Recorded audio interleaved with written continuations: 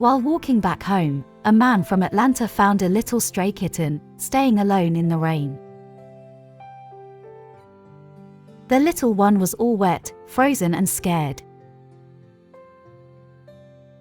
When the man approached, he started to meow and asked for help. He was skinny and malnourished, so the man took him in his car and tried to make him warm a little. The man put the ginger kitten in a blanket and started feeding him. He was so malnourished that he could barely eat. The kitten was taken to the vet to get the help needed. The vet said that he is okay, but he needs some vitamins to gain strength. The man took him home and made a nice, cozy bed for him and took care of him.